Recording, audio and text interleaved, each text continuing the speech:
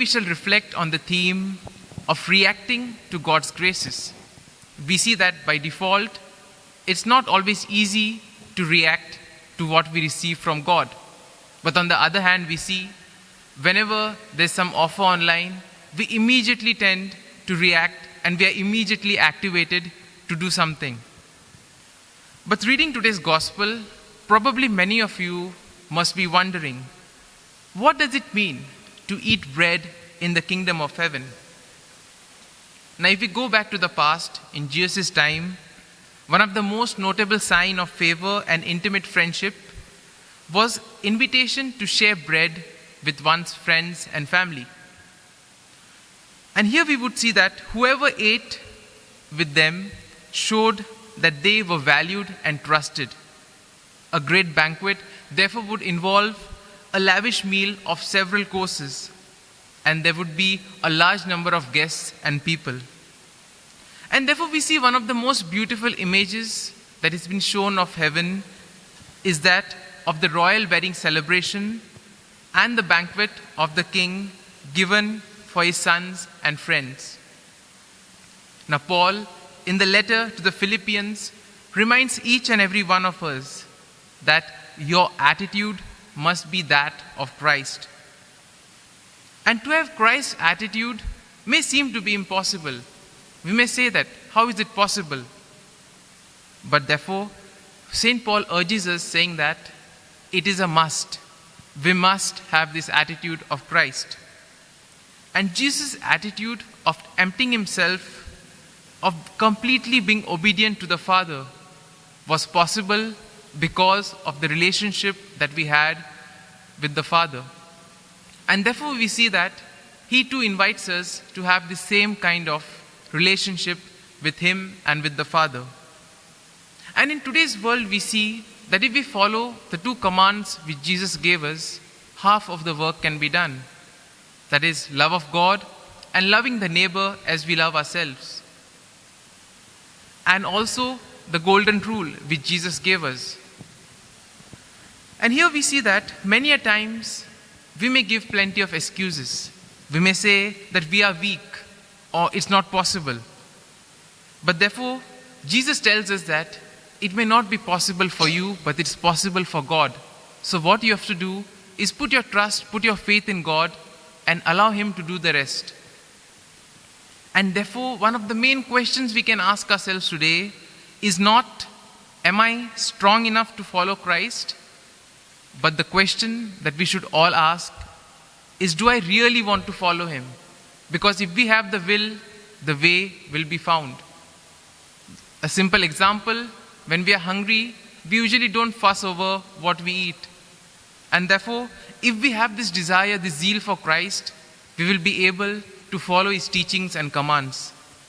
And similarly, if we glance at the life of Blessed Rupert Meyer, we see that he too had this zeal, had this love for Christ. And as a result of this, because of his willpower, he was able to do many things to proclaim the kingdom of God. And therefore, the lives of saints invites us to follow their example and to develop a more close relationship with God. Today's gospel emphasizes many aspects, and one of them is how the people did not accept the invitation of the master. Now, when Jesus gave the parable of the banquet, I'm sure that many who were gathered over there would have been surprised.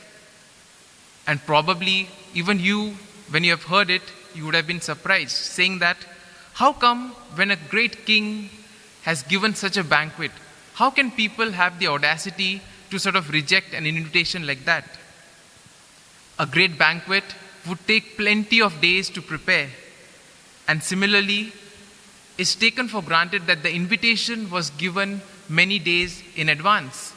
And therefore the people would have had plenty of time to reschedule things and not prepare themselves to participate in this banquet. And on the other hand, we can see how insulting it must have been for the king or for the master, because he had done everything, he had trusted these people, he thought that these people were the ones who were his close friends, but still at the last moment they gave plenty of excuses. And this is exactly what Jesus tries to emphasize in the second part of this gospel. Excuses, we see, hold us from pursuing the things of God. And Jesus probes the reasons why people make excuses to God's great invitation to share a table with Him. Now, probably, as we have seen in the gospel, the people gave various excuses. Now, whether they were really occupied or whether they just made up some excuses, well, that could be like 6 of one, half a dozen of the other. But here we see that the first excuse, which even in our common lives we find, is that our personal businesses or work tends to take precedence over God's claim. And therefore we can ask ourselves, sometimes do we get so much involved in our work that we fail to give time to God? The second excuse is that sometimes our possessions come before God, and therefore sometimes we may be distracted to leave out a prayer or something else just because we have something else more interesting to do. And the third excuse is that which puts home and family ahead of God. Now, God doesn't tell us that we should leave all this, but the main emphasis is integrating God into our work, into our family life, and into whatever we like to do. And therefore, the last part of the gospel emphasizes an invitation for the undeserved.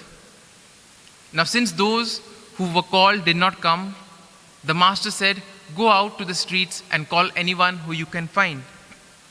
And therefore, here we see that similarly in the kingdom of God, the same thing happens. Sometimes God gives us plenty of graces. He invites us to partake with Him, but still we reject it. And another important aspect which we can see in the gospel is there is room for everybody.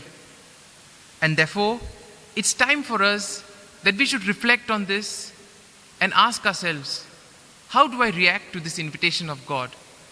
And therefore, today during this Eucharist, let's pray for this grace that we too may be humble, may be able to imitate Christ, may be obedient like Him, and most importantly, we may be able to recognize the signs of God and the invitation that He gives to each one of us in our daily lives.